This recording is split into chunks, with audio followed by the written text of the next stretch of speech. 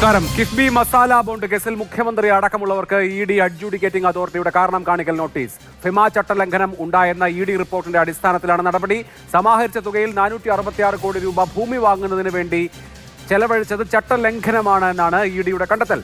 ഈ വിഷയത്തിൽ മുൻ ധനമന്ത്രി ഡോക്ടർ തോമസ് ഐസക് അദ്ദേഹത്തിന്റെ ഭാഗം വിശദീകരിക്കും. ഒപ്പം ചർച്ചയിൽ CPM-ന് വേണ്ടി ശ്രീ എം പ്രകാശൻ മാസ്റ്റർ, കോൺഗ്രസിന് വേണ്ടി ശ്രീ വസന്ത് തെങ്ങുംപള്ളി, BJP-ക്ക് വേണ്ടി ശ്രീ S നന്ദു എന്നിവർ പങ്കെടുക്കുകയും ചെയ്യും. ആദ്യം ഡോക്ടർ തോമസ് ഐസക്, 4 ദിവസം മുൻപ് എൻഫോഴ്സ്മെന്റ് ഡയറക്ടറേറ്റിന്റെ അഡ്ജുഡിക്കേറ്റിംഗ് വിഭാഗം താങ്കൾക്ക് നോട്ടീസ് അയച്ചിട്ടുണ്ട്. മുൻപ് ഇ.ഡി. നോട്ടീസ് അയച്ചപ്പോൾ, സമൻ ചെയ്തപ്പോൾ ഹാജരായിരുന്നില്ല. ഇവിടെ ഇപ്പോൾ നോട്ടീസ് കൈപ്പറ്റി 30 ദിവസത്തിനകം വിശദീകരണം നൽകണം എന്നാണ് ആവശ്യപ്പെട്ടിരിക്കുന്നത്. വിശദീകരണം നൽകാൻ ഉദ്ദേശിക്കുന്നുണ്ടോ?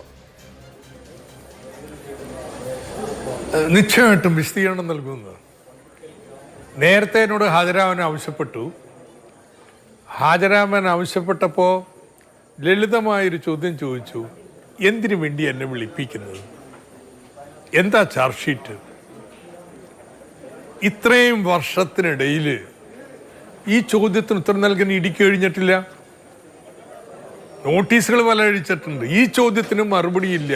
കോടതിയും പറഞ്ഞു ആ പൗരന് ചില അവകാശമൊക്കെ ഉണ്ട്, അതുകൊണ്ട് ഇതെങ്കിലും പറയാൻ പറ്റിയില്ല. ഇപ്പോഴുള്ള നോട്ടീസ് എന്താ? കിഫ്ബിക്ക് വായ്പ എടുക്കാൻ അവകാശമില്ല എന്നല്ല, വായ്പ എടുത്തതിൽ എന്തെങ്കിലും ക്രമക്കേടുണ്ട് എന്നല്ല, മറിച്ച് വായ്പ എടുത്ത പണം നാടിൻ്റെ വികസന പ്രവർത്തനയ്ക്ക് വേണ്ടി ചെലവഴിച്ചപ്പോൾ ഭൂമി വാങ്ങാൻ മസാല ബോണ്ട് വഴിയുള്ള പണം ഉപയോഗിക്കാൻ പാടില്ല എന്ന RBI നിബന്ധനയുണ്ട്. ഇതാണ് വാദം. ഭൂമി വാങ്ങിയിട്ടില്ലെന്ന്, ഭൂമി അക്വയർ ചെയ്തിരിക്കുകയാണ്. ഇത് രണ്ടും രണ്ട് നിയമമാണ്. ഭൂമി വാങ്ങുന്നത് ട്രാൻസ്ഫർ ഓഫ് പ്രോപ്പർട്ടി ആക്ടിൻ്റെ അടിസ്ഥാനത്തിലാണ്. അതേസമയത്ത് ഭൂമി അക്വയർ ചെയ്യുന്നത് വളരെ വിശദമായിട്ട് ഏതാനും വർഷം മുമ്പ് പാർലമെൻറ്റ് ഒരു പുതിയ നിയമം പാസ്സാക്കിയിട്ടുണ്ട്. അതിൻ്റെ അടിസ്ഥാനത്തിലാണ്. നിങ്ങളൊരു പ്രോപ്പർട്ടി വാങ്ങുകയാണെങ്കിൽ നിങ്ങൾക്ക് എവിടെയും വിൽക്കാം, ഊഹക്കച്ചവടത്തിന് ഉപയോഗിക്കാം. അത് പാടില്ലെന്നാണ് നിയമം പറയുന്നത്. എന്നാൽ ലാൻഡ് അക്വിസിഷൻ ആക്ട് എടുത്തതാണെങ്കിലോ എന്താവശ്യത്തിന് വേണ്ടി എടുത്തോ അതിനെ ഉപയോഗിക്കാൻ പാടുള്ളൂ. അതുകൊണ്ട് അതിൽ സ്പെക്കുലേഷൻ സാധ്യമല്ല. അതുകൊണ്ട് ഞാൻ പറയാ, ഭൂമി വാങ്ങാൻ പാടില്ല, വാങ്ങിയിട്ടില്ല, അക്വിസിഷനാണ്, അത് അനുവദനീയമാണ്. ഇനി ഒരു കാര്യവും കൂടി പറയാം. ഇ.ഡി. കോട്ട് ചെയ്യുന്നതേ 2016 RBI ഗൈഡ് ലൈൻസ് ആണ്. 2019 ഈ ഗൈഡ് ലൈൻസ് പുതുക്കി.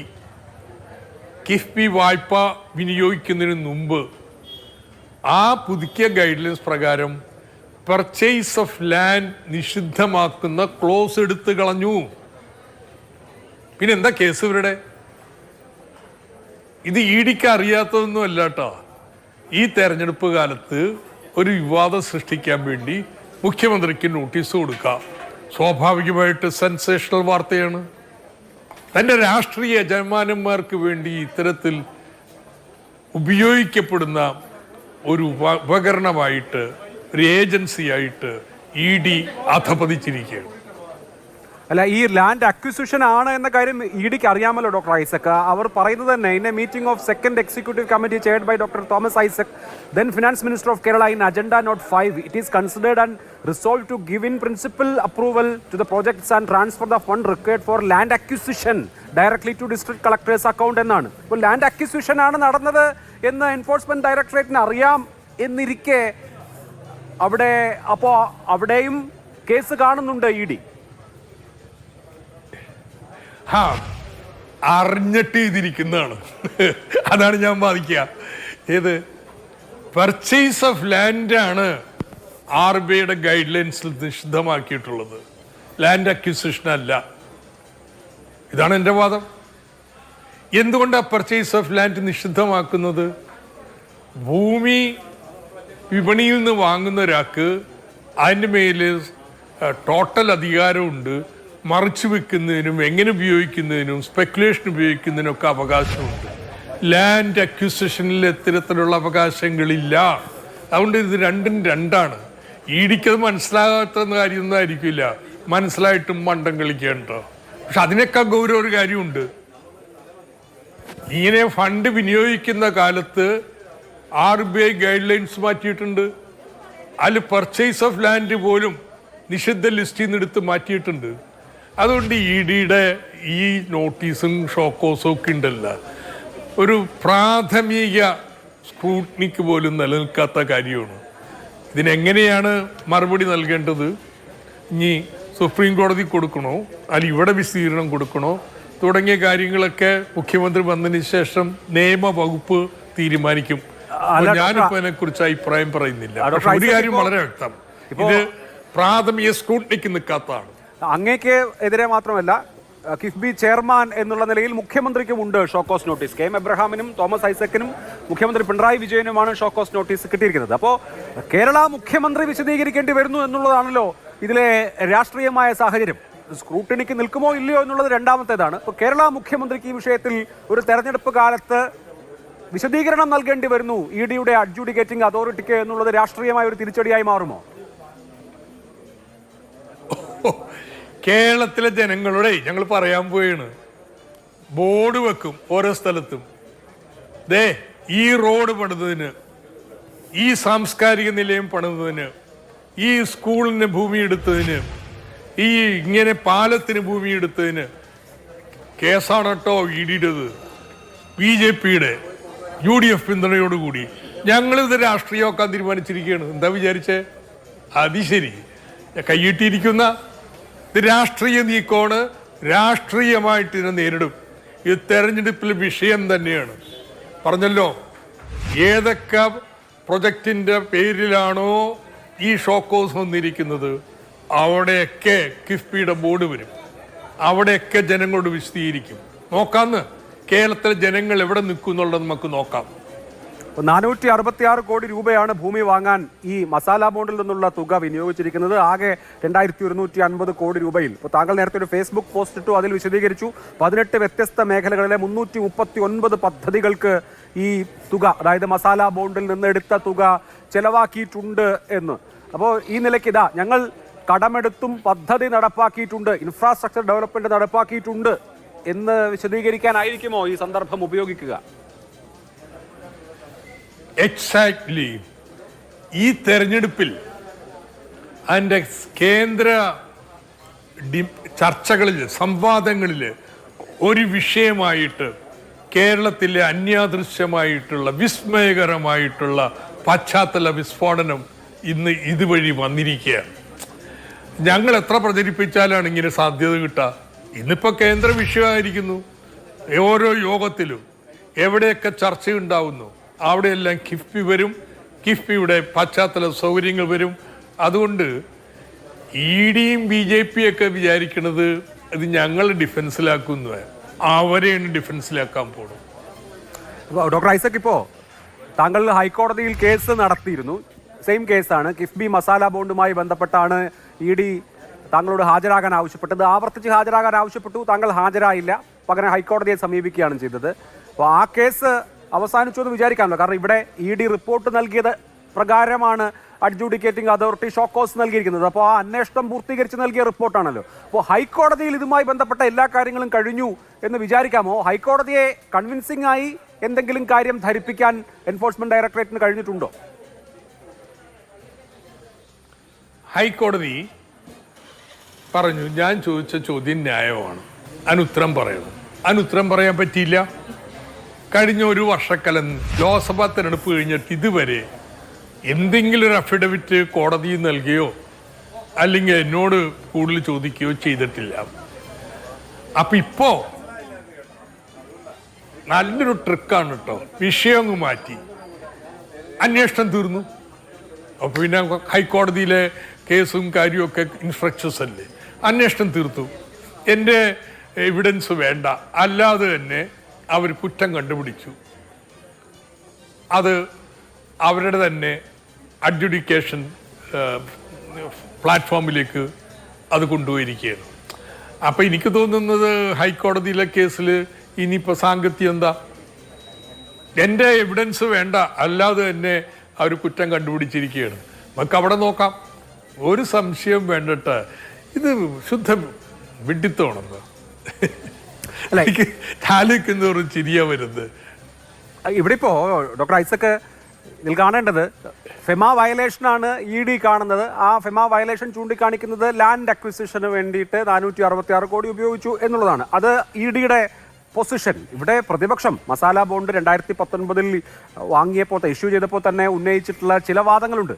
നമുക്ക് ഈ മസാല ബോണ്ട് വഴി എടുത്ത പണം 2024 പൂർണ്ണമായും തിരിച്ചടച്ചു കഴിഞ്ഞു.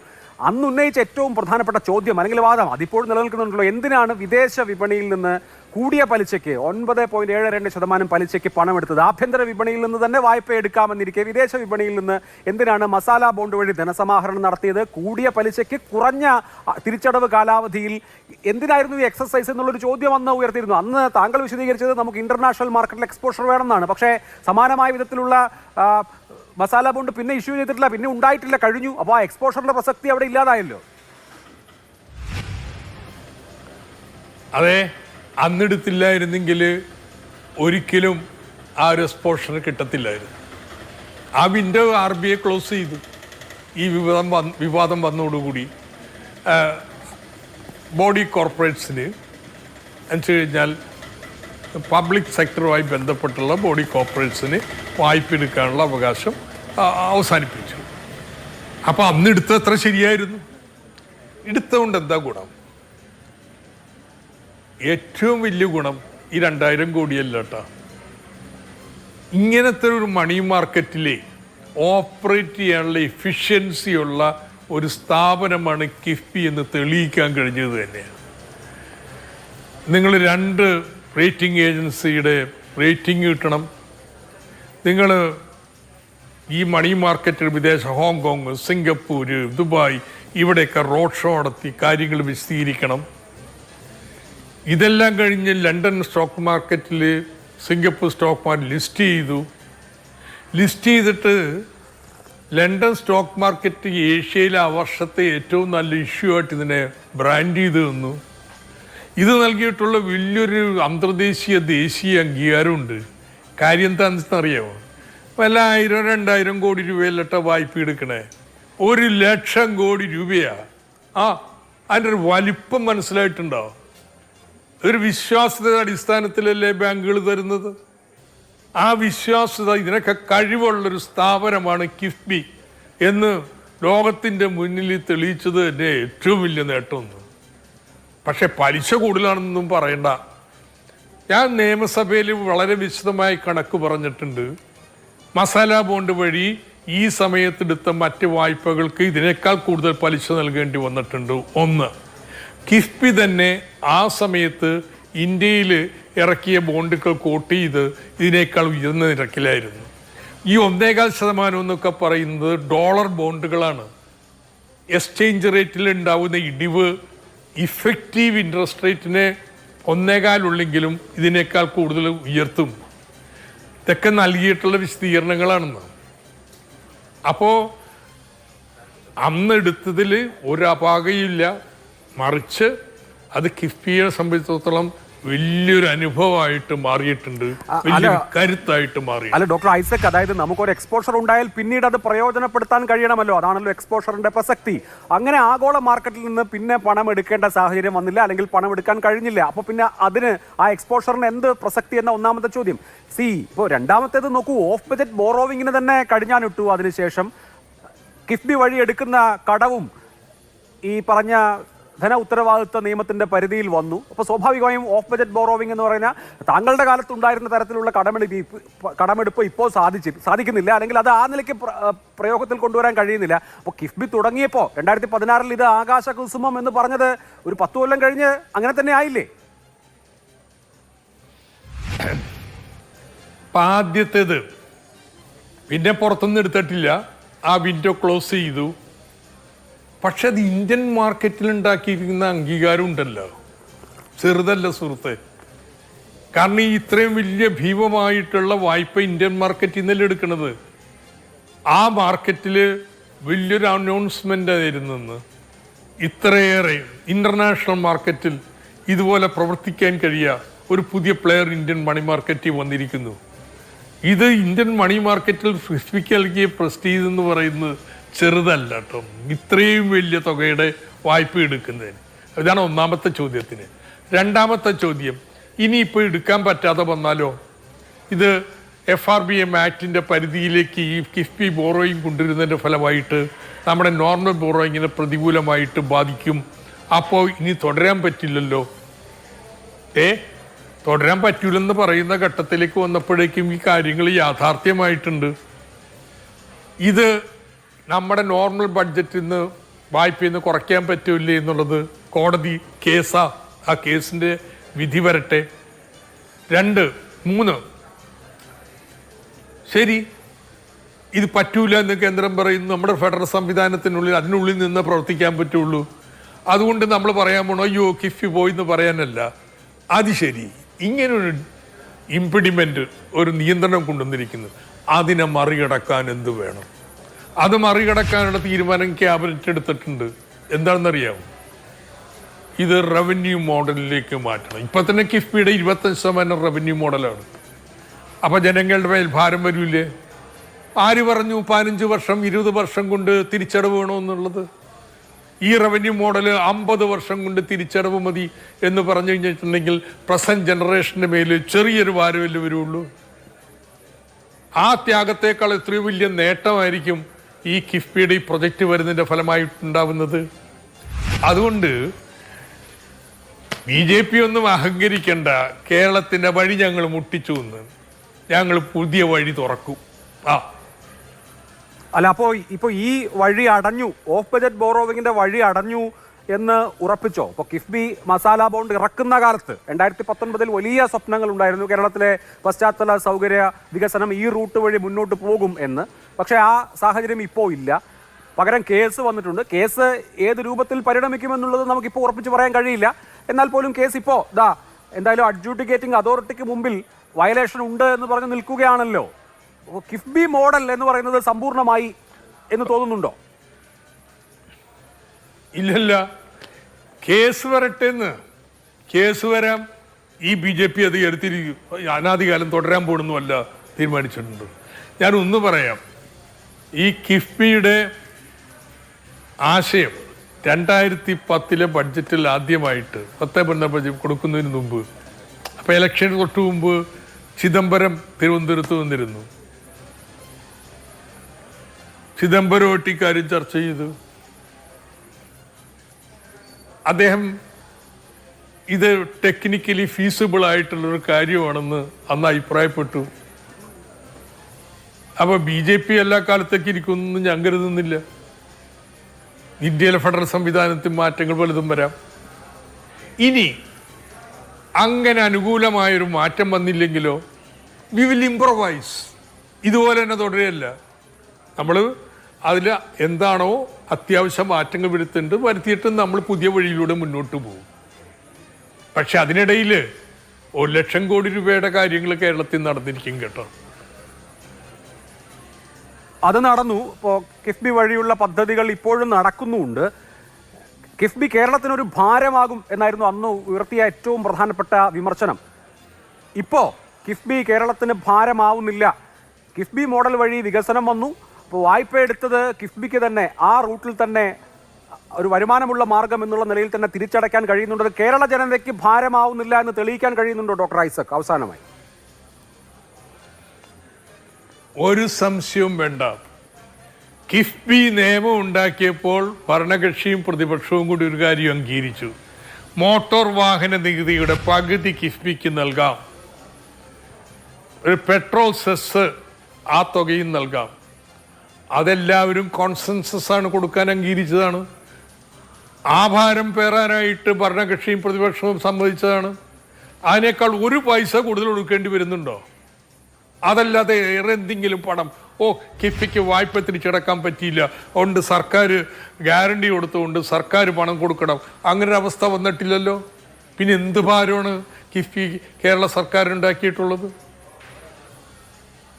ഓക്കെ, അപ്പോൾ എന്തായാലും ഈ അഡ്ജൂഡിക്കേറ്റിംഗ് അതോറിറ്റിയുടെ ഷോക്കോസിന് മറുപടി കൊടുക്കുകയായിരിക്കും ചെയ്യുക, വിശദീകരണം കൊടുക്കുകയായിരിക്കും ചെയ്യുക. അതല്ലാതെ കോടതിയിൽ നിയമ പോരാട്ടം നടത്തുകയാവുകയല്ല ഉണ്ടാവുക, അല്ലേ? അത് ഫൈനൽ ചെയ്യാലോ നമുക്ക്. ഇല്ല. അത് മുഖ്യമന്ത്രി വന്നതിന് ശേഷം നിയമവകുപ്പ് തീരുമാനിക്കുന്ന പോലെ ഹൈക്കോടതിയിലെ കേസും നിയമവകുപ്പ് ആ തീരുമാനം എടുത്തത് എന്ത് വേണമെന്നുള്ളത്. അപ്പം അവരത് തീരുമാനിക്കും. പക്ഷെ ഒരു കാര്യം ഞാൻ വ്യക്തമാക്കുന്നത് അസംബന്ധമാണ് ഇ ഡിയുടെ ഷോക്കോസ് നോട്ടീസ്. ഒരു കാലത്തും നിലനിൽക്കാൻ പോകുന്നില്ല. എങ്ങനെയാണ് അത് കൈകാര്യം ചെയ്യേണ്ടതെന്നുള്ളത് കേരള സർക്കാർ തീരുമാനിക്കും. അല്ല, പ്രതിപക്ഷം പറയുന്നത് ഇ ഡി ചുമ്മാ ഇടയ്ക്കിടയ്ക്ക് കുറെ നോട്ടീസ് ഇങ്ങനെ അയക്കുന്നതല്ലാതെ അവരത് ഫോളോ അപ്പ് ചെയ്യുന്നില്ല, ഇതൊരു ചടങ്ങ് മാത്രമാണ്, അതുകൊണ്ട് ഞങ്ങൾക്കൊന്നും പ്രതീക്ഷിക്കാനില്ല എന്നാണ് പ്രതിപക്ഷം പറയുന്നത്.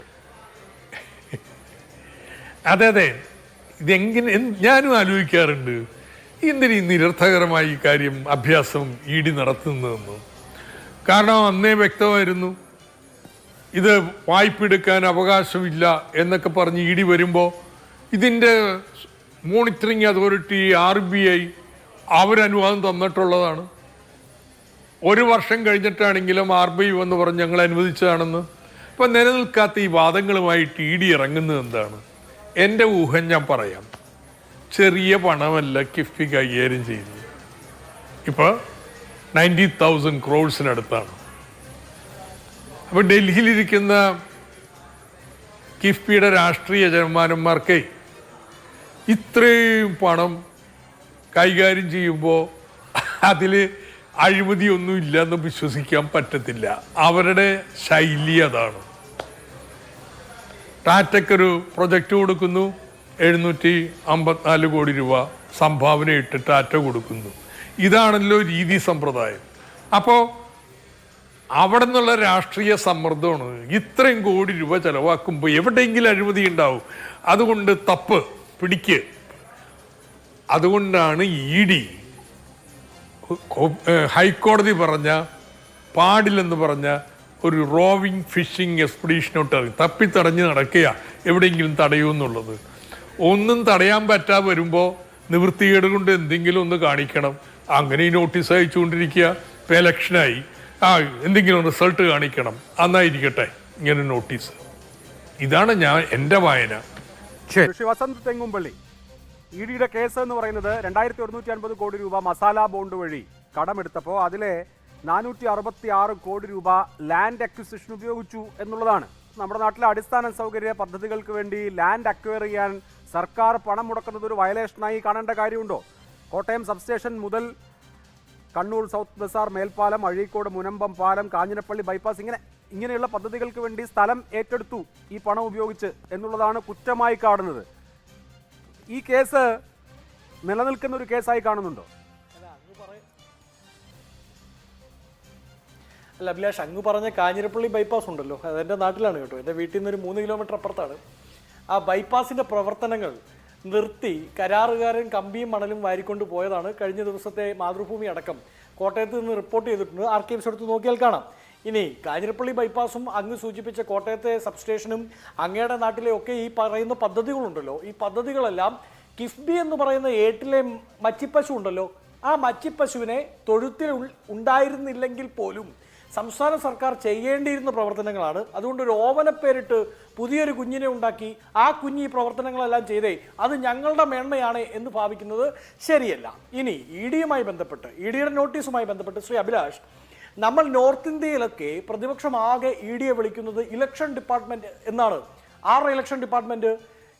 കേരളം വിട്ട് കഴിഞ്ഞാൽ നോർത്ത് ഇന്ത്യയിലാകെ BJPയുടെ ഇലക്ഷൻ ഡിപ്പാർട്ട്മെന്റായാണ് ഇ ഡി പ്രവർത്തിക്കുന്നത്. പക്ഷെ കേരളത്തിൽ വരുമ്പോൾ എന്താ, E4 എന്തിനോ വേണ്ടി, ഇ ഡി എന്നാൽ E4 എന്തിനോ വേണ്ടി നോട്ടീസ് അയക്കുന്ന ഒരു ഡിപ്പാർട്ട്മെന്റായി ഇ ഡി മാറിയിരിക്കുകയാണ്. കേരളത്തിൽ ഇ ഡി ഇതിനു മുമ്പ് നോട്ടീസ് അയച്ച സംഭവങ്ങളുടെ ഒരു ക്രോണോളജി നോക്കാം. തൃശ്ശൂരിൽ എന്തായിരുന്നു തൃശ്ശൂരിലെ ഇ ഡിയുടെ നോട്ടീസ്?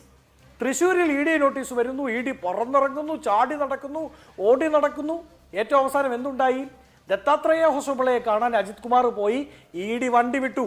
ഇ ഡി വണ്ടി വിട്ട് 1 മാസം കഴിഞ്ഞു വന്ന തൃശ്ശൂരിലെ റിസൾട്ടിൽ ആര് ജയിച്ചു? സുരേഷ് ഗോപി ജയിച്ചു. കേരള ചരിത്രത്തിൽ ആദ്യമായി BJPക്ക് പാർലമെന്റിൽ ഒരു MP ഉണ്ടായി ഇ ഡി വന്നിട്ട് പോയപ്പോ കേട്ടോ. നോട്ടീസ് വന്നത് ടി.എൻ. പ്രതാപൻ മത്സരിച്ചതിനേക്കാൾ എത്ര കുറഞ്ഞ വോട്ടാണ് അവിടെ കെ മുരളീധരന് കിട്ടിയത്? ഇ ഡി വന്നതുകൊണ്ടാണോ 86,000 വോട്ട് കുറഞ്ഞത്? അഭിലാഷ്, അങ്ങ് എത്രയോ ഇലക്ഷനുകളിൽ റിസർച്ച് നടത്തുന്ന ഒരാളാണ്. അങ്ങ് ഈ വാദം പറയരുത്. നമ്മൾ ഇലക്ഷൻ ഡേറ്റ എങ്ങനെയാണ് പഠിക്കുന്നത്? അതിന് തൊട്ടു മുമ്പുള്ള റീസെന്റ് ഇലക്ഷനുമായി ബന്ധപ്പെട്ടാണ് പഠിക്കുക. അത് തന്നെയാണ് ബെഞ്ച് മാർക്കും. അങ്ങേക്കും അതറിയാം. അങ്ങനെയാണെങ്കിൽ നിയമസഭാ തെരഞ്ഞെടുപ്പിന്റെ പാറ്റേണും ലോക്സഭാ തെരഞ്ഞെടുപ്പിന്റെ പാറ്റേണും വ്യത്യസ്തമാണ്. ലോക്സഭാ തെരഞ്ഞെടുപ്പിന്റെ പാറ്റേൺ അല്ലേ നമ്മൾ ലോക്സഭാ തെരഞ്ഞെടുപ്പിൽ ഒരു തരത്തിൽ മാനദണ്ഡമാക്കാൻ പറ്റൂ.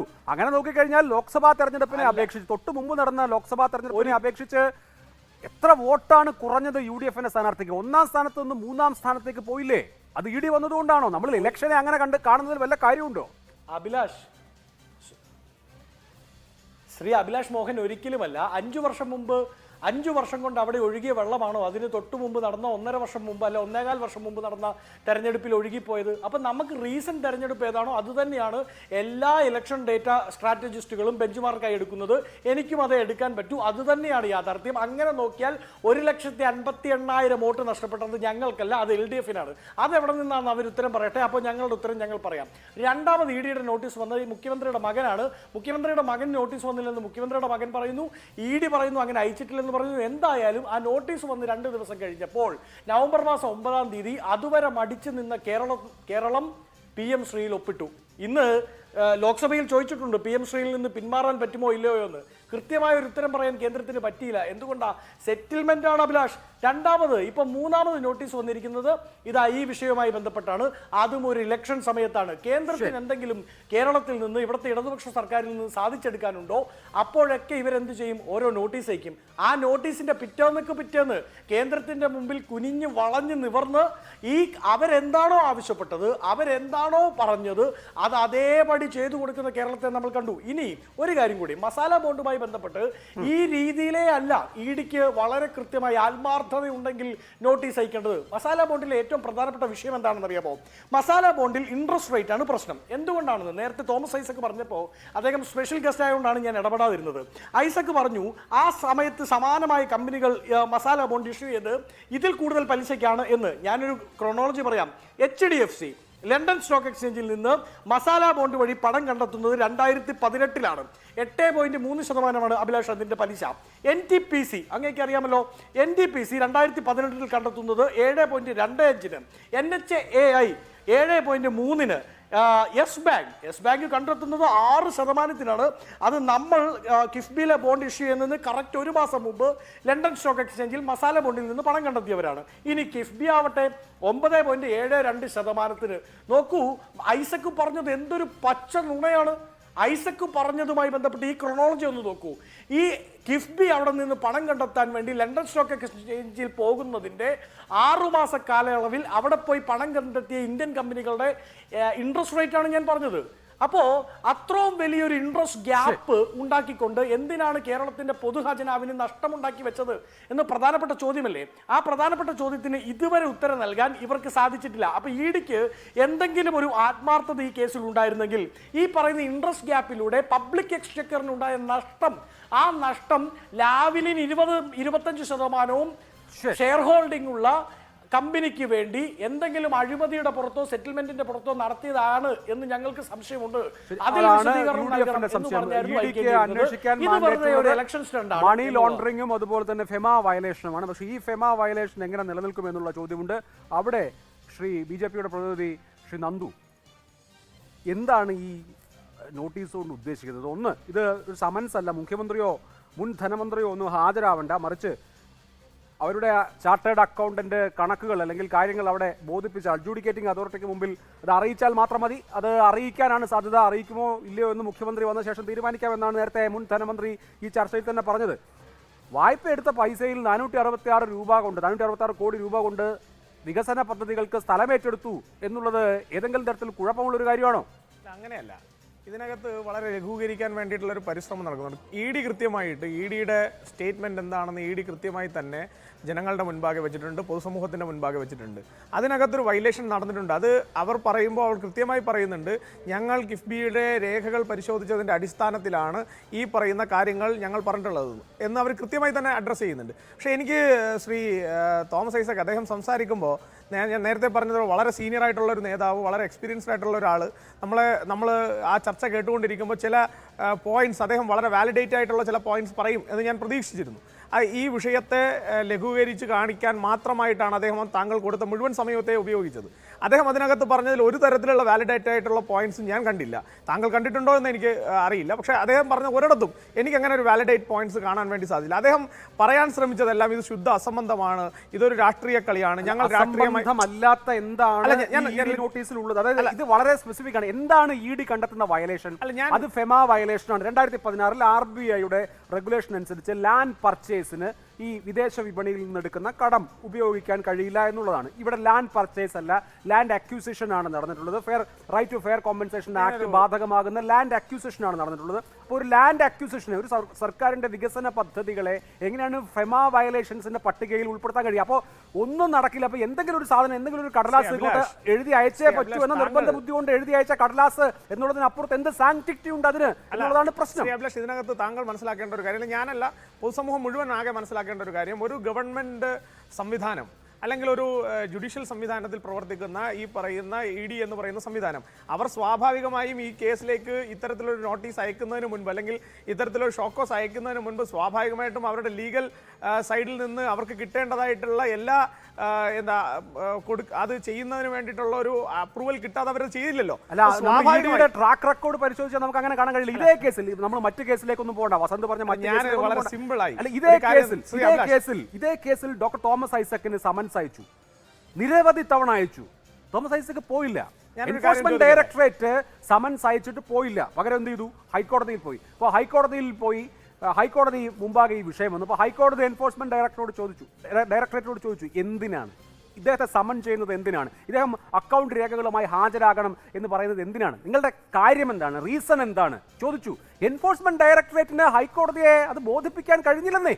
എന്തിനാണ് തോമസ് ഐസക്കിനെ സമൺ ചെയ്യുന്നത് എന്ന് കേരള ഹൈക്കോടതിയെ ബോധിപ്പിക്കാൻ കഴിയാതെ പരാജയപ്പെട്ടു പോയ ഒരു കേസാണ്. താങ്കൾ പറഞ്ഞതുപോലെ നിയമമൊക്കെ നോക്കി നിയമോപദേശമൊക്കെ സ്വീകരിച്ച് നടന്നാണെങ്കിൽ ഇന്ന കാര്യത്തിലാണ് മുൻ കേരള ധനമന്ത്രിയെ ഞങ്ങൾ സമൺ ചെയ്തത്, അവർ കൃത്യമായി ഞങ്ങളുടെ മുമ്പിൽ വന്ന് ഈ കാര്യങ്ങൾ ബോധിപ്പിക്കണം എന്ന് പറയേണ്ട കോടതിയിൽ അത് പറയാൻ പോലും പറ്റാത്ത ഒരു ഏജൻസിയാണ് ഈ എൻഫോഴ്സ്മെന്റ് ഡയറക്ടറേറ്റ്. ശ്രീ അഭിലാഷ്, താങ്കൾ കുറച്ച് നേരത്തേക്ക് എനിക്കൊന്ന് വഴങ്ങി തരണോ? കുറച്ച് നേരത്തേക്ക് ഇതിനകത്തൊരു കാര്യം നോക്കൂ. നമ്മൾ നമ്മുടെ രാഷ്ട്രീയത്തിനകത്ത് പലതരത്തിലുള്ള ആരോപണങ്ങൾ ഉയർത്താറുണ്ട്. ഇപ്പോൾ കൊടകര കേസ് വന്ന സമയത്ത് ശ്രീ കെ സുരേന്ദ്രനെതിരെ ഇവിടുത്തെ സർക്കാർ ഒരു കേസ് ഫ്രെയിം ചെയ്തു. ആ കേസ് ഫ്രെയിം ചെയ്ത് ഈ പറഞ്ഞ ആളുകളെ എല്ലാം 1, 2, 3 ഞങ്ങളുടെ സംഘടനാ സെക്രട്ടറിമാരെ ഉൾപ്പെടെ 1, 2, 3 പ്രതികളായി നിങ്ങൾ ചേർത്തു, അല്ലെങ്കിൽ സർക്കാർ ചേർത്തു. അങ്ങനെ ചേർത്തതിന് ശേഷം നിങ്ങളുടെ പോലീസ് ഞങ്ങളോടൊരു വിഷയം ചർച്ച ചെയ്യാൻ വേണ്ടിയിട്ട് സമൻ ചെയ്തപ്പോൾ ഞങ്ങൾ നേരെ ഹൈക്കോടതിയിലേക്കാണോ പോയത്? ഞങ്ങൾ നേരെ ഹൈക്കോടതിയിലേക്കല്ലല്ലോ പോയത്. ഞങ്ങൾ നേരെ പോയത്, ഞങ്ങൾക്ക് വ്യക്തമായ മറുപടി ഉണ്ടായിരുന്നു. ഞങ്ങൾക്കറിയാമായിരുന്നു ഇത് രാഷ്ട്രീയമായി ഫ്രെയിം ചെയ്ത കേസാണ്. ഞങ്ങൾക്കറിയാമായിരുന്നു ഇത് കോടതിയിലേക്ക് പോയി കഴിഞ്ഞാൽ നിലനിൽക്കില്ല. അപ്പം ഞങ്ങൾ എന്ത് ചെയ്തു? ഞങ്ങൾ കേരളത്തിലെ പൊതുസമൂഹത്തെ ബോധിപ്പിച്ചു കൃത്യമായി ഞങ്ങൾ ഇതിൽ നിരപരാധികളാണ്. ഞങ്ങൾ എന്താ ചെയ്തത്? നേരിട്ട് ഈ പറയുന്ന പിണറായി വിജയന്റെ ഏജൻസികളെ മുന്നിൽ ചെന്നിരിക്കാനുള്ള ധൈര്യം ഞങ്ങൾ കാണിച്ചു. അവിടെ ചെന്നിരുന്ന് അവർ ചോദിച്ച മുഴുവൻ ചോദ്യം ഞങ്ങൾ ഒരിടത്ത് പോലും മുമ്പ് ഈ പറയുന്ന സമൻ ചെയ്ത സമയത്ത് ചോദ്യം ചോദിച്ചതിന്റെ പേരിൽ സമയക്കൂടുതൽ എടുത്തു എന്ന് പറഞ്ഞ് ഈ പരാതി കൊടുത്ത ഈ കിഫ്ബിയിലെ ഉദ്യോഗസ്ഥന്മാരുണ്ട്. അപ്പോൾ പോലും ഞങ്ങളുടെ സംസ്ഥാന അധ്യക്ഷനായിരിക്കുന്ന കാലത്ത് പോലും അദ്ദേഹം അവിടെ ചെന്നിരിക്കാൻ തയ്യാറായി. നമ്മൾ പ്രീവിയസ്ലി നോക്കിക്കഴിഞ്ഞാൽ അമിത്ഷാ ഉൾപ്പെടെ, ഇന്ന് ഭാരതത്തിന്റെ ആഭ്യന്തരമന്ത്രിയായിട്ടുള്ള ആൾ ഉൾപ്പെടെ നിയമത്തിന്റെ മുന്നിൽ എല്ലാവരും തുല്യരാണ്.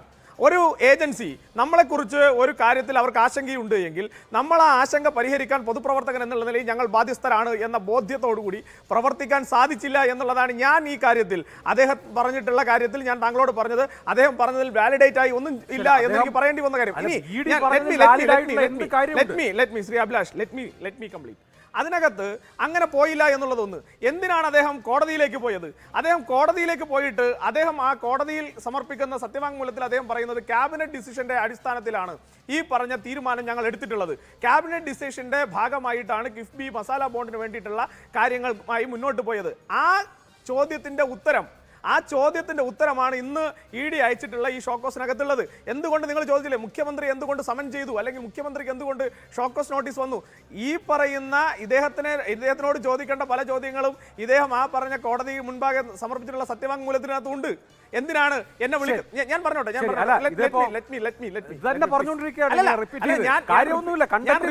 ഞാൻ പറഞ്ഞത് ഇതിനകത്ത് സ്വാഭാവികമായും അഴിമതി നടന്നിട്ടുള്ളത് കൊണ്ടാണ് ഈ പറയുന്ന തോമസ് ഐസക് ഉൾപ്പെടെയുള്ള ആളുകൾ കോടതിയിലേക്ക് പോയി സ്വന്തം കോടതിയെ ബോധിപ്പിക്കാൻ കഴിയണ്ടേ സാർ ഒരു ഏജൻസിക്ക്? എന്തിനാണ് നിങ്ങൾ എന്നെ വിളിക്കുന്നത് എന്നൊരാൾ ചോദിച്ചാൽ ഇന്ന കാര്യത്തിലാണ് ഇയാളെ വിളിക്കുന്നത് എന്ന് പറയാൻ നിങ്ങൾ സുരേന്ദ്രനെ വേട്ടയാടിയില്ലേ? നിങ്ങൾ എന്ത് കണ്ടന്റിന്റെ അടിസ്ഥാനത്തിലാണ് വേട്ടയാടിയത്? ഏജൻസിയാണത്, അതാണ് അവിടുത്തെ പ്രശ്നം. ശരി, ഒരു ഏജൻസി വിളിക്കുമ്പോൾ പോവുക എന്നുള്ളത് ഒരു പൊതുപ്രവർത്തകന്റെ മാന്യതയല്ലേ? വെറുതെ ഒരു കടലാസ് അയച്ചാലോ? മെറിറ്റ് വേണ്ടേ? കടലാസിൽ നിന്ന് തന്നത് മെറിറ്റ് വേണ്ടേ? മെറിറ്റില്ല എന്ന് എന്ത് മെറിറ്റാ ഞങ്ങളുടെ ഇടയിൽ ഉണ്ടായിരുന്നത്? ഞങ്ങളെ നിങ്ങൾ പോസ്റ്റ്മോർട്ടം ചെയ്തപ്പോൾ എന്ത് മെറിറ്റാ നിങ്ങളുടെ കയ്യിൽ ഉണ്ടായിരുന്നത്? മെറിറ്റില്ല, ഒരു മെറിറ്റും ഉണ്ടായില്ല. ഒരു മെറിറ്റും ഉണ്ടായില്ല. ബോധ്യമില്ല. അമിത്ഷായ്ക്കെതിരെ നിങ്ങൾ കേസ് ഫ്രെയിം ചെയ്യുമ്പോൾ എന്ത് മെറിറ്റാ ഉണ്ടായിരുന്നത്? ഒരു മെറിറ്റും ഉണ്ടായിരുന്നില്ല. തകർന്നു പോയില്ലേ കോടതിയിലേക്ക് പോയപ്പോ? അന്വേഷണം നേരിട്ട് എവിടെ അന്വേഷണം നേരിട്ട് ഒരു സിംഗിൾ കേസിൽ സിംഗിൾ പരാമർശം ഇതിനകത്ത് കൃത്യമായി ചട്ടവിരുദ്ധമായുള്ള ചില നടപടികൾ ഉണ്ടായിട്ടുണ്ട് എന്ന് അവർ രേഖ പരിശോധനയുടെ അടിസ്ഥാനത്തിലാണ് പറഞ്ഞിരിക്കുന്നത്.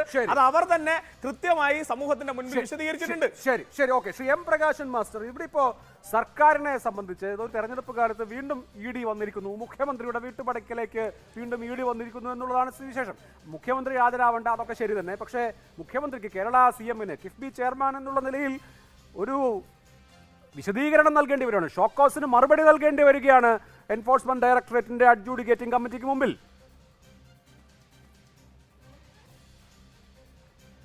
ഇതിൽ BJPയുടെ കേന്ദ്ര ഗവൺമെൻറ് അധികാരത്തിൽ വന്നതിന് ശേഷം എല്ലാ തെരഞ്ഞെടുപ്പ് കാലത്തും കേരളം കണ്ടുകൊണ്ടിരിക്കുന്ന ഒരു രാഷ്ട്രീയ തമാശയുടെ ഒടുവിലത്തെ അധ്യായമാണ് ഇപ്പോഴത്തെ നോട്ടീസ്. ഇവിടെ എന്തെല്ലാം കാര്യങ്ങൾ ഈ കഴിഞ്ഞ തെരഞ്ഞെടുപ്പ് കാലത്ത് കേന്ദ്ര ഏജൻസികളുടെ സഹായത്തോടെ ഇവിടെ കോൺഗ്രസും UDF-ഉം ഉന്നയിച്ചു എന്നുള്ളത് നമ്മളെല്ലാം കണ്ടിരിക്കുന്നതാണ്. ബിരിയാണി ചെമ്പിനെ സംബന്ധിച്ച്, കൈതോലപ്പായയെ സംബന്ധിച്ച്, ഖുറാനകത്തുള്ള സ്വർണ്ണക്കടത്ത് സംബന്ധിച്ച്, ഈത്തപ്പഴവുമായി ബന്ധപ്പെട്ട കാര്യം സംബന്ധിച്ച്, ആ ഒരു ED-യെ സംബന്ധിച്ച് ഇത് രാഷ്ട്രീയ തമാശയായിട്ട് കേരളത്തിലെ ജനങ്ങൾക്ക് കൃത്യമായിട്ട് മനസ്സിലാക്കാൻ വേണ്ടി കഴിയും. പിന്നെ ഇവിടെ ഇപ്പോൾ ഒരു വികസന പ്രവർത്തനവും നടന്നില്ല എന്നാണല്ലോ ഇവിടെ പറഞ്ഞിരിക്കുന്നത്. 1900-ലേറെ പദ്ധതികൾ 90,000 കോടിയിലേറെ രൂപ ചെലവഴിച്ചുകൊണ്ട് ഈ കേരളത്തിൽ നടത്തുന്നത് ഒന്നുമല്ല എന്ന് പറയാൻ അസാമാന്യ തൊലിക്കട്ടി വേണം. ഇവിടെ 2016 മുതൽ 2021 വരെ ഉമ്മൻചാണ്ടി ഗവൺമെൻറ് ഭരിച്ചിട്ടുണ്ട്. വികസന കാര്യങ്ങൾക്ക് വേണ്ടിയിട്ട്, അതുപോലെ തന്നെ പശ്ചാത്തല സൗകര്യ വികസനത്തിന് വേണ്ടിയിട്ട് ആ ഗവൺമെൻറ് ഒരു 10 രൂപ ചെലവഴിച്ചെന്ന് പറയാൻ വേണ്ടി കഴിയില്ല. ഇവിടെ 1,00,000 കോടിയുടെ രൂപയുടെ പദ്ധതികൾ നടപ്പിൽ വരികയാണ്. ഇപ്പോൾ ED എന്ന് പറയുന്നത് എന്താ? ഇപ്പോൾ നേരത്തെ ഈ വിഷയം എടുത്തതല്ലേ? ആ എടുത്ത സമയത്ത് ഈ വിഷയത്തിൽ കോടതിയിൽ പോയിട്ട് അവരെ ഒന്ന് തങ്ങൾ നോട്ടീസ് കൊടുത്ത ആളെ വിളിക്കാൻ വേണ്ടി പോലും കഴിയാതെ ചവറ്റുകൊട്ടയിലിട്ടുള്ള ഒരു കേസല്ലേ ഈ കേസ്. അന്നെന്താ കോൺഗ്രസ്സുകാർ പറഞ്ഞ കാര്യം? അന്ന് മസാല ബോണ്ട് എടുക്കാൻ അധികാരമില്ല, കേരളത്തിലെ ഗവൺമെൻറ് അന്യായമായിട്ടാണ് മസാല ബോണ്ട് എടുത്തിരിക്കുന്നത്. ഇപ്പോൾ പറയുന്ന കാര്യം എന്താ? ഇപ്പോൾ പറയുന്ന കാര്യം അന്ന് പറഞ്ഞ കാര്യമല്ല. അന്ന് പറഞ്ഞ കാര്യം മസാല ബോണ്ട് എടുക്കാനേ പാടില്ല, അത് നിയമവിരുദ്ധമാണ്, അതിന് അംഗീകാരമില്ല, അതിന് കേരള ഗവൺമെൻറ്റിന് യാതൊരു അധികാരമില്ല. ഇപ്പോൾ പറയുന്ന കാര്യം എന്താ? ഇപ്പോൾ ചെലവഴിച്ചത് ശരിയല്ല. ഇവിടെ പിന്നെ ബഹുമാനപ്പെട്ട ഐസക് കൃത്യമായിട്ട് പറഞ്ഞു. അല്ല, ചെലവഴിച്ചത് ശരിയല്ല എന്ന് അന്വേഷണ ഏജൻസിയാണ് പറഞ്ഞത്, ED-യാണ് പറഞ്ഞത്. പ്രതിപക്ഷം അന്നേ ഉന്നയിക്കുന്ന ഒരു വാദം, എന്തുകൊണ്ടാണ് കൂടിയ പലിശയ്ക്ക് കുറഞ്ഞ തിരിച്ചടവ് കാലാവധിയിൽ, നോക്കൂ ഈ പണം ഇതിനോടകം തന്നെ 2024 തന്നെ തിരിച്ചടച്ച് കഴിഞ്ഞു, ചെറിയ ടെന്യൂറിൽ കൂടിയ പലിശയ്ക്ക് എന്തിനാണ് കടമെടുക്കുന്നത് എന്നുള്ളതായിരുന്നു ഇതിലെ ഏറ്റവും വാലിഡ് ആയിട്ടുള്ള ചോദ്യം. അന്ന് പറഞ്ഞ ഉത്തരം, നമുക്കിതാ കൂടിയ പലിശക്കാണെങ്കിൽ ഇന്റർനാഷണൽ മാർക്കറ്റിൽ നിന്ന് നമ്മൾ നേരിട്ട് ബോറോ ചെയ്യാണ്, ഇന്റർനാഷണൽ എക്സ്പോഷർ എന്നുള്ളതായിരുന്നു അന്ന് പറഞ്ഞത്. പക്ഷേ ഇന്റർനാഷണൽ എക്സ്പോഷർ, ഞാൻ നേരത്തെ ഐസക്കിനോട് ചോദിച്ചല്ലോ, ഇന്റർനാഷണൽ എക്സ്പോഷർ കഴിഞ്ഞാൽ തുടർച്ച ഉണ്ടായില്ല. പിന്നെ കിഫ്ബി വഴിയുള്ള വായ്പയോ ഇന്റർനാഷണൽ വായ്പയോ മസാല ബോണ്ടോ ഒന്നും ഉണ്ടായില്ല. ഇത് ചുമ്മാ ഒരു ഫോട്ടോ ഓപ്പർച്യൂണിറ്റിക്ക് അപ്പുറത്ത് എന്താണ്? തുടർച്ച ഉണ്ടാകാതിരിക്കാൻ രണ്ട് കാരണമുണ്ട്. ഒന്ന്, ഈ കേരളത്തിലെ ഗവൺമെൻറ് കിഫ്ബിയെ പോലെയുള്ള സംവിധാനത്തെ ഉപയോഗിച്ചുകൊണ്ട് ഓഫ് ബജറ്ററി ലോൺ എടുത്ത് ഒരുപാട് വികസന കാര്യങ്ങൾ നടത്തുന്നത് കോൺഗ്രസിന് സഹിക്കുന്നില്ല, അതുപോലെ BJPക്ക് സഹിക്കുന്നില്ല. അതുകൊണ്ട് ചെയ്തെന്താ? ഓഫ് ബജറ്ററി ലോണെല്ലാം തന്നെ ബജറ്ററി ലോണായിട്ട് പരിഗണിച്ചു. ഞാൻ ചോദിക്കട്ടെ, എപ്പോഴെങ്കിലും ഇന്ത്യ രാജ്യത്ത് അങ്ങനെ ഒരു നിലപാടുണ്ടായിട്ടുണ്ടോ? അതുപോലെ ഈ വിഷയത്തിന് സ്വീകരിച്ച നിലപാടെന്താ? നിങ്ങൾ കാണുമ്പോൾ ആ ഡോറെ ക്ലോസ് ചെയ്തു. കേന്ദ്ര ഗവൺമെൻറ് RBI ആ ഡോറെ ക്ലോസ് ചെയ്ത് കഴിഞ്ഞു. ഇവിടെ ഇന്ത്യ രാജ്യത്തിൻ്റെ ചരിത്രത്തിൽ ആദ്യമായിട്ട് ഒരു സംസ്ഥാന ഗവൺമെൻറ് ഒരു ഏജൻസി ഉപയോഗിച്ചുകൊണ്ട് ലോക പിന്നെ പണമേഖലയിൽ ഇതുപോലെ ഒരു കടമെടുക്കാനുള്ള സംവിധാനം ഉണ്ടാക്കിയ ഒരൊറ്റ സ്ഥാപനമുണ്ട് ഇന്ത്യയിൽ. വേറെ NHAയും അതുപോലെ തന്നെ ഉള്ള സംവിധാനങ്ങളൊക്കെ തന്നെ കേന്ദ്ര സ്ഥാപനങ്ങളാണ്. ഈ ഇന്ത്യ രാജ്യത്തിൻ്റെ ചരിത്രത്തിൽ ഒരു സംസ്ഥാന ഗവൺമെൻറ്റിൻ്റെ സ്ഥാപനം ഇതുപോലെ ലോക മാർക്കറ്റിൽ ഇടപെട്ട് ആ നാടിൻ്റെ പണത്തിൽ തന്നെ പണം മസാല ബോണ്ടായിട്ട് വാങ്ങുന്ന ഒരു സ്ഥിതി എപ്പോഴാണ് ഉണ്ടായിട്ടുള്ളത്? ഒരിക്കലും ഉണ്ടായിട്ടില്ല. 2018-19 കാലത്ത് കേരളത്തിൻ്റെ നില എന്താ? നിങ്ങൾ കാണുമ്പോൾ അന്ന് അതിഗുരുതരമായ ഒരു പ്രളയ ദുരന്തം നേരിട്ടുകൊണ്ടിരിക്കുന്നു കേരളത്തിൽ ഒരു സഹായം നൽകാൻ വേണ്ടിയിട്ട് കേന്ദ്രം സന്നദ്ധമല്ല. പണത്തിന് വലിയ നിലക്കുള്ള പ്രയാസം നേരിട്ടുകൊണ്ടിരിക്കുന്നു. അത്തരമൊരു സമയത്തല്ലേ ഇവിടെ ഈ പറയുന്ന കിഫ്ബി ഈ മസാല ബോണ്ട് ഉണ്ടാക്കാൻ വേണ്ടി ശ്രമം നടത്തിയത്? അതിനെങ്ങനെ കുറച്ചു കാലം വേണ്ടി കഴിയുക? പിന്നെ ഇതുമായി ബന്ധപ്പെട്ട് ചെലവഴിച്ചിരിക്കുന്ന ഏതാണ്ട് 2150 കോടി രൂപ അത് ചെലവഴിച്ചു കഴിഞ്ഞല്ലോ, കടം തിരിച്ചടിച്ചു കഴിഞ്ഞു. ഇതെല്ലാം അന്യായമാണ് എന്ന് എങ്ങനെ പറയാൻ വേണ്ടി കഴിയുക? ഇവിടെ എന്തെങ്കിലും നിലക്ക് പണം ദുർവിനിയോഗം ചെയ്തതെന്നല്ലോ, അതുപോലെ തന്നെ പണം ഏതൊക്കെ നിലക്ക് അഴിമതി നടത്തിയെന്നാണോ? അല്ല, ഈ നാട്ടിൽ വികസനത്തിന് വേണ്ടിയിട്ട് പണം എടുത്തിരിക്കുന്ന അന്യായമാണ്. അതല്ലേ ഇപ്പൊ പറഞ്ഞുകൊണ്ടിരിക്കുന്ന കോൺഗ്രസ് BJP. ജനങ്ങൾക്ക് നല്ല ബോധ്യമുണ്ട് എന്താണ് കിഫ്ബി കൊണ്ട് നടക്കുന്നത്. ഇവിടെ ഒറ്റ വാക്കുകൂടി ഞാൻ പറയാം. കേരളത്തിലെ കഴിഞ്ഞ ഒരു 1/4 നൂറ്റാണ്ട് കാലത്തെ വികസന ചരിത്രത്തിൽ വികസനത്തിന്റെ വസന്തകാലത്തെയാണ് ഈ കേരളം പിന്നിടുന്നത്. അത് കിഫ്ബി വഴി ഉണ്ടായതാണ് എന്നുള്ളത് എല്ലാവർക്കും ബോധ്യമുണ്ട്. UDF-ന്റെയും BJP-യുടെയും അനുഭാവികൾക്കടക്കം അക്കാര്യം കേരളത്തിലെ ജനങ്ങൾക്ക് നല്ലതുപോലെ അറിയാം. ശരി, ശ്രീ വസന്ത് തെങ്ങുംപള്ളി, ഇവിടെ നോക്കൂ, 2150 കോടി രൂപ ഇത് എക്സ്റ്റേണൽ വായ്പയാണ്. 2150 കോടി എടുക്കുന്നു, അത് പൂർണ്ണമായും 2 വർഷം കൊണ്ട് ചെലവഴിക്കുന്നു. ആ എടുത്ത വായ്പ തിരിച്ചുമടയ്ക്കുന്നു എന്ന് പറഞ്ഞാൽ ഇതുമായി ബന്ധപ്പെട്ട് എടുത്ത പണം, ആ പണം ചെലവഴിച്ചു. ആ ചെലവഴിച്ചതിൻ്റെ കണക്ക് ഓരോ മാസവും റിസർവ് ബാങ്ക് ഓഫ് ഇന്ത്യക്ക് നൽകിയിട്ടുണ്ട്. റിസർവ് ബാങ്കിൻ്റെ അനുമതിയോടുകൂടി എടുത്തിട്ടുള്ള വായ്പയാണ്. ആ പണം ചെലവഴിച്ചു കഴിഞ്ഞു എന്ന് വെച്ചാൽ ഈ വിഷയം കംപ്ലീറ്റ് ആയിട്ട് അവസാനിച്ചു കഴിഞ്ഞു, ക്ലോസ് ചെയ്ത് കഴിഞ്ഞു. അപ്പോൾ ഇതിൽ നിങ്ങൾ ചെലവഴിച്ചതിൽ ലാൻഡ് അക്വിസിഷന് പണം മുടക്കിയിട്ടുണ്ട് എന്നൊരു കടലാസ് ഇങ്ങോട്ട് വരുന്നത് കൊണ്ട് ഈ പർട്ടിക്കുലർ വിഷയത്തിൽ ED വേറെന്ത് ചെയ്തില്ല എന്നുള്ളതല്ല, ഈ പർട്ടിക്കുലർ വിഷയത്തിൽ ഇനി എന്തെങ്കിലും കഥയുണ്ടോ? ഏതെങ്കിലും തരത്തിൽ നിയമപരമായി നിലനിൽക്കുന്ന കാര്യമാണോ? ഒരു തരത്തിലുള്ള കഥയുമില്ല എന്നുള്ളതാണ് യാഥാർത്ഥ്യം. കാരണം എന്താണെന്ന് അതാണ് അഭിലാഷ് ഞാൻ പറഞ്ഞത്.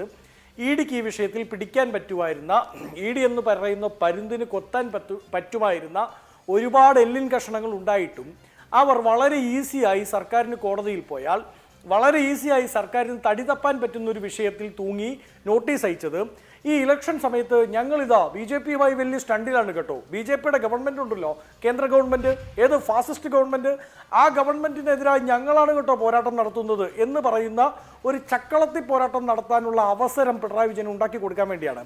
അങ്ങ് ടോം ആൻഡ് ജെറി കണ്ടിട്ടില്ലേ? ടോം ആൻഡ് ജെറിയിൽ നമ്മൾ ആദ്യം തൊട്ട് അവസാനം വരെ എല്ലാ എപ്പിസോഡിലും നമ്മൾ ഓർക്കും ടോം ഇപ്പോൾ ജെറിയെ പിടിക്കും, ഇവർ തമ്മിൽ വലിയ പോരാട്ടമാണ് എന്ന്. പക്ഷേ ബേസിക്കലി അവർ രണ്ടും നല്ല സുഹൃത്തുക്കളാണ്. അവസാനത്തെ ഈ ക്രെഡിറ്റ്സ് ഒക്കെ എഴുതി കാണിക്കുമ്പോൾ ടോമും ജെറിയും കെട്ടിപ്പിടിച്ച് നിൽക്കുന്ന ചിത്രം അങ്ങ് കണ്ടിട്ടില്ലേ? അതുപോലെയാണ് EDയും CPM-ഉം തമ്മിൽ, BJP-യും CPM-ഉം തമ്മിൽ, അമിത്ഷായും പിണറായിയും തമ്മിൽ ഈ ടോം ആൻഡ് ജെറി കളി നടത്തുകയാണ്. ആർക്ക് വേണ്ടിയാ?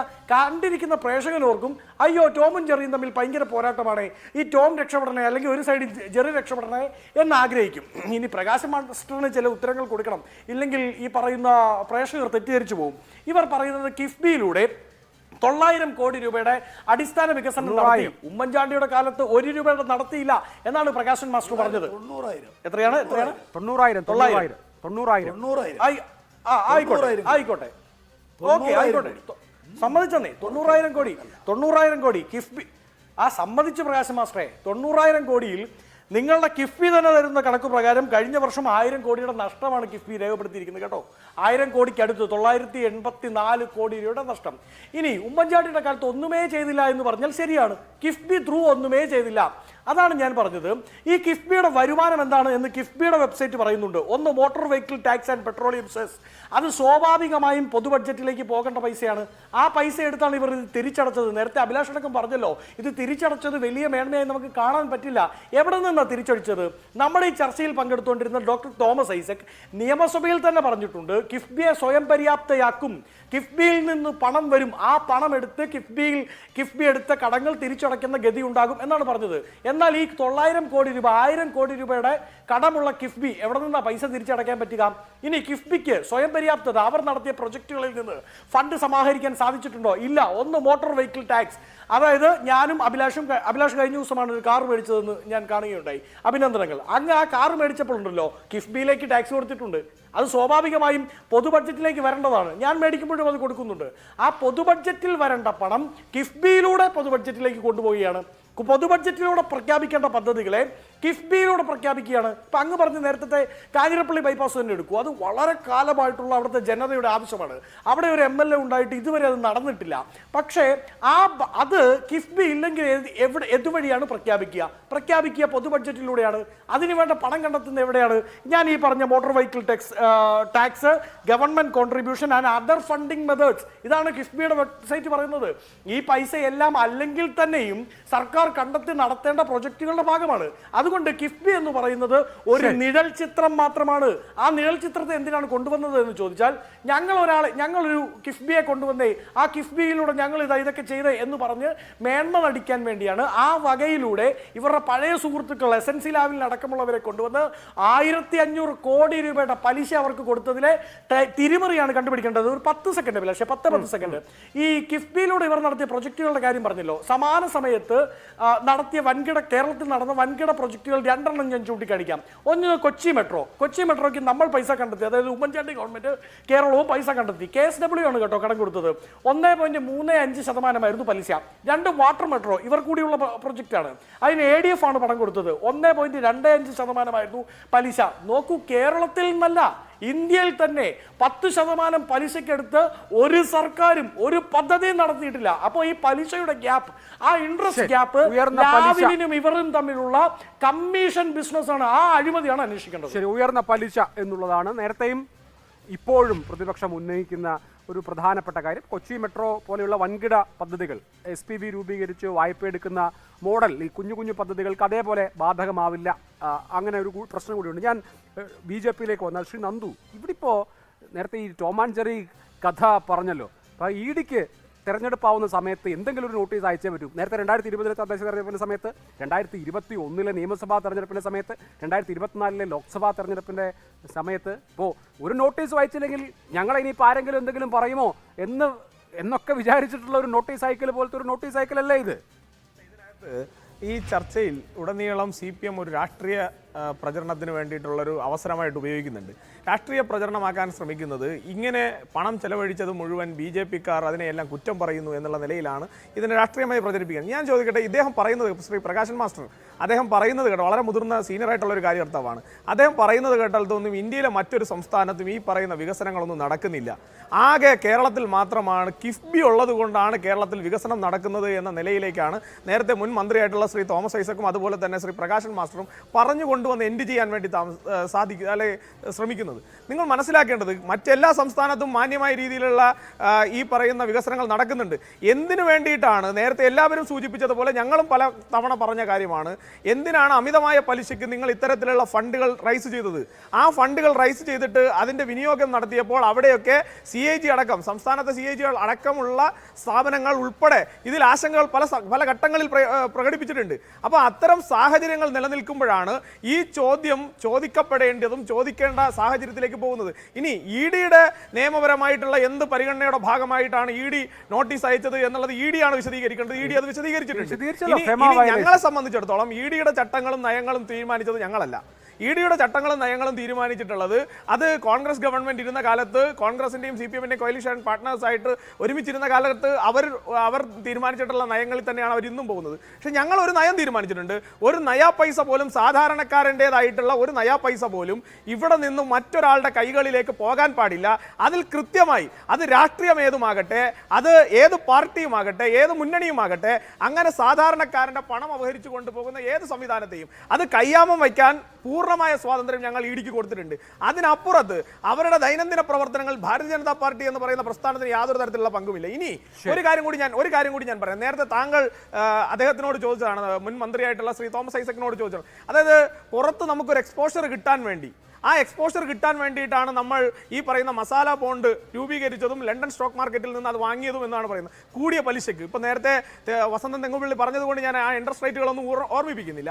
പക്ഷേ അങ്ങനെ വാങ്ങിയതിൻ്റെ പേരിൽ ആ കടം തിരിച്ചടയ്ക്കുമ്പോൾ നേരത്തെ പറഞ്ഞ, നമ്മൾ വളരെ ലഘൂകരിച്ച് പറഞ്ഞല്ലോ, പെട്രോൾ സെസ്, അതുപോലെ തന്നെ ഈ പറയുന്ന വാഹന നികുതിയുടെ ഭാഗം, നിങ്ങൾ ഈ കഴിഞ്ഞ കാലങ്ങളിൽ ഈ വാഹന നികുതികൾ എത്ര ഇരട്ടിയാണ് ഉയർത്തിയത് ഈ സംസ്ഥാനത്ത് എന്നുള്ളതിനെക്കുറിച്ച് താങ്കളും ഞാനും അടക്കമുള്ള ആളുകൾ പല ചർച്ചകളിലും ഡിബേറ്റ് ചെയ്തിട്ടുള്ള ആളുകളാണ്. അപ്പോൾ ഈ നാട്ടിലെ സാധാരണക്കാരനെ കൊണ്ട് മുണ്ട് മുറുക്കി ഉടുപ്പിച്ചിട്ട് അവിടെ ഈ പാർട്ടി, നേരത്തെ താങ്കളുടെ ഒരു സെഷനിൽ ഞാൻ കേട്ടതാണ്, ഫോട്ടോ പ്രദർശനത്തിന് വേണ്ടി മാത്രമായി, അല്ലെങ്കിൽ ഫോട്ടോ പിടിക്കാനും ഞങ്ങളുടെ മേന് നടിക്കാനും വേണ്ടി ഈ പാർട്ടിയും ഈ പാർട്ടിയുടെ സർക്കാരും ചേർന്ന് എത്രായിരം കോടി രൂപയാണ് സാധാരണക്കാരൻ്റെ പണം, ഈ പറയുന്ന നികുതി പണം കൊണ്ടുവന്ന് ഈ പറയുന്ന എസൻസി ലാവലിന് ഷെയർ ഉള്ള അല്ലെങ്കിൽ എസൻസി ലാവലിൽ ഷെയർ ഹോൾഡർ ആയിട്ടുള്ള ഒരു കമ്പനിക്ക് കൊണ്ട് കൊടുത്തത് എന്നുള്ള കാര്യങ്ങളൊക്കെ ഈ നാട്ടിൽ ചോദ്യം ചെയ്യപ്പെടുന്നേ. അത് ചോദ്യം ചെയ്യുമ്പോൾ ഇങ്ങനെ അസഹിഷ്ണുതപ്പെട്ടൊരു കാര്യമുണ്ടോ? ശരി, എന്തായാലും ഫെമ വയലേഷനാണ് ചൂണ്ടിക്കാണിച്ചിരിക്കുന്നത്. ഇ ഡി നേരത്തെ ഞങ്ങൾ പൂർണ്ണ സ്വാതന്ത്ര്യം നൽകിയിട്ടുണ്ട് എന്നൊക്കെ പറഞ്ഞു. ഇ ഡി എടുത്തിട്ടുള്ള 97% കേസുകളും പ്രതിപക്ഷ രാഷ്ട്രീയ പാർട്ടികളുടെ നേതാക്കൾക്കെതിരെ അല്ലെങ്കിൽ അവയുടെ ഭാരവാഹികൾക്കെതിരെ ആണ് എന്നുള്ള ഒരു വസ്തുതയും ഇ ഡിയുടെ കൺവിക്ഷൻ റേറ്റ് എന്ന് പറയുന്നത് അലാമിംഗ്ലി ലോ ആണ് എന്നുള്ളതും ഇവിടെ ഓർമ്മിപ്പിച്ചുകൊണ്ട് ഇടവേള. പ്രകാശ് മാസ്റ്റർ 30 ദിവസത്തിനുള്ളിൽ ഇതുമായി ബന്ധപ്പെട്ട ഷോക്കോസിന് മറുപടി നൽകണം എന്നാണ് ഇ ഡി ആവശ്യപ്പെട്ടിരിക്കുന്നത്. ഇപ്പോൾ ഒരു 4-5 ദിവസമായി, അപ്പോൾ ഇനി 25 ദിവസം തെരഞ്ഞെടുപ്പ് കാലമാണ്. ഈ കേസിൽ നേരത്തെ ഹാജരാകണമെന്നാവശ്യപ്പെട്ടപ്പോൾ തോമസ് ഐസക്ക് ഹാജരായിരുന്നില്ല എന്ന് മാത്രമല്ല കോടതിയിൽ പോയി. ഇപ്പോൾ ഇ ഡിയുടെ അഡ്ജുഡിക്കേറ്റിംഗ് അതോറിറ്റി കേരള മുഖ്യമന്ത്രിയോട് ഞങ്ങളിതാ ഷോക്കോസ് നോട്ടീസ് അയച്ചിരിക്കുന്നു, നിങ്ങൾ മറുപടി പറയണം, നിങ്ങൾ മറുപടി തരണം എന്ന് പറയുമ്പോൾ മറുപടി കൊടുക്കുമോ അതോ ഒരു നിയമ പോരാട്ടം നടത്തുമോ?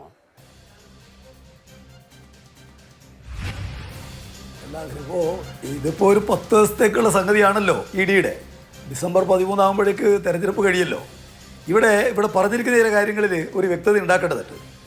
ഇവിടെ അഴിമതിയെ സംബന്ധിച്ചൊക്കെ കോൺഗ്രസിനും ബി ജെ പിക്കും പറയാൻ യാതൊരു അർഹതയുമില്ല. 7,800 കോടി ഉറുപ്പിക മുതലാളിമാരുടെ കയ്യിൽ നിന്ന് ഇലക്ട്രൽ ബോണ്ടായിട്ട് കൈക്കൂലി വാങ്ങിയ പാർട്ടിയല്ലേ ബി ജെ പി.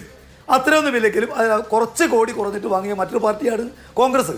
അവരെന്താ അഴിമതിയെ സംബന്ധിച്ച് എന്ത് വർത്തമാനം പറയേണ്ടത്?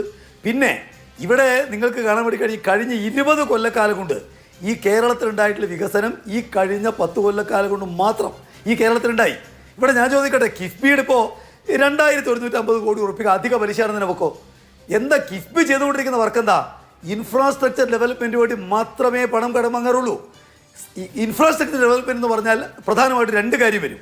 ഒന്ന്, അത് സെൽഫ് പ്രൊഡക്റ്റീവാണ്, അതുപോലെ സെൽഫ് ഏണിംഗ് ആണ്. ഇപ്പോൾ ചില പദ്ധതികൾ ഞാൻ പറയാം.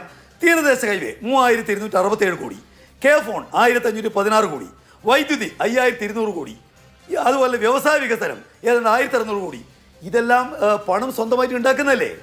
ഈ റിപ്രൊഡക്റ്റീവായിട്ട് പ്രൊഡക്റ്റീവാണ് ഈ പറയുന്നത്. ഇപ്പോൾ ഇൻഫ്രാസ്ട്രക്ചർ ഡെവലപ്മെൻറ്റ് മറ്റ് സാധാരണ കടം വാങ്ങിയിട്ട് തന്നെ പശ്ചാത്തല വികസനത്തിന് വേണ്ടിയിട്ട് പണം ഉപയോഗിച്ചാൽ അതിൽ നിന്ന് പണം ഉണ്ടാവും. ഇപ്പോൾ ഞാൻ ഉദാഹരണം പറയട്ടെ. ഇവിടെ കെ ഫോൺ പിന്നെ വന്നു, പണം ഗവൺമെൻറ് കിട്ടില്ലേ? AI ക്യാമറ വന്നു, വലിയ സമരം നടത്തിയല്ലോ കോൺഗ്രസ്സുകാർ. ഞാൻ ചോദിക്കട്ടെ, ഒറ്റ പൈസ സംസ്ഥാന ഖജനാവിൽ നിന്ന് അതിനുവേണ്ടി ചെലവഴിച്ചു? ഇതുവരെ ഒരു പൈസയും ചെലവഴിച്ചില്ല, പക്ഷേ പണം കിട്ടുന്നുണ്ട്. അപ്പോൾ ഈ പറയുന്ന ഇൻഫ്രാസ്ട്രക്ചർ ഡെവലപ്മെൻറ്റ് ഉണ്ടാക്കുന്ന പണം അത് യഥാർത്ഥത്തിൽ റിപ്രൊഡക്റ്റീവാണ്, വലിയ നിലക്ക് വരുമാനം ഉണ്ടാക്കുന്ന, രാജ്യത്തിന്റെ പൊതു വികസനത്തിന് തന്നെ വലിയ നിലക്ക് സഹായകമാകുന്ന ഒന്നാണ്. അല്ല, അതൊരു ബിസിനസ് മോഡലായി വളർന്നിട്ടില്ല. ഇതിപ്പോ NHAI അവർ ഈ ലോൺ എടുത്തിട്ട് മസാല ബോണ്ട് അടക്കം നാഷണൽ ഹൈവേ അതോറിറ്റി എടുത്തിട്ട് അവർ റോഡ് പണിയുമ്പോൾ ടോള് പിരിക്കും. അവർക്ക് ആ തിരിച്ചടയ്ക്കാനുള്ള മാർഗം അവിടെയുണ്ട്. ആ തരത്തിൽ എല്ലാ കാര്യങ്ങളെയും മോണിറ്റൈസ് ചെയ്യാൻ കഴിയുന്ന വിധത്തിലായിട്ടില്ല. അതിനൊരു ബിസിനസ് മോഡൽ ഡെവലപ്പ് ആയിട്ടില്ലെന്നാണ് ഞാൻ പറഞ്ഞത്. അല്ല, അതിൽ ബി ജെ പി ഞങ്ങൾ തമ്മിൽ വ്യത്യാസമുണ്ട്. ഈ സകല സ്ഥാപനങ്ങളും വൻകിടക്കാർക്ക് ഏൽപ്പിച്ചു കൊടുത്തിട്ട് പണം ഉണ്ടാക്കലുള്ള ഉപാധിയായിട്ട് ഉപയോഗിക്കുന്ന ഗവൺമെന്റ്, കേന്ദ്ര ഗവൺമെന്റ് ഉള്ള പിന്നെ സ്ഥാപനങ്ങളെല്ലാം വിൽക്കും, അതുപോലെ സർവീസുകളെല്ലാം വിൽക്കും, എന്നിട്ട് പണം ഉണ്ടാക്കാൻ ആളുകൾ അനുവദിക്കും. അതുകൊണ്ടാണല്ലോ 200 മാറിയത്. LDF നിലപാട് സർവീസ് ജനങ്ങൾക്ക് കിട്ടണം. ഈ ജനങ്ങൾക്ക് സർവീസ് കൊടുക്കാൻ ഗവൺമെന്റ് ഉത്തരവാദിത്തമുണ്ട്. അതിന് പണം ഞങ്ങളുടെ രീതി സർവീസുകൾ സൗജന്യമായി കൊടുക്കണം എന്ന അഭിപ്രായമുള്ളവരാണ്. പിന്നെ ഇവിടെ അത് ഞങ്ങളുടെ നിലപാടാണെന്നേ. ശരി, എന്തായാലും എന്ത് വേണം എന്നുള്ളത് മുഖ്യമന്ത്രി വന്നതിന് ശേഷം തീരുമാനിക്കുമെന്നല്ലോ. വളരെ നന്ദി 4 പേർക്കും. സൂപ്പർ പ്രൈം ടൈമിന്റെ സമയം അവസാനിച്ചു. വളരെ നന്ദി.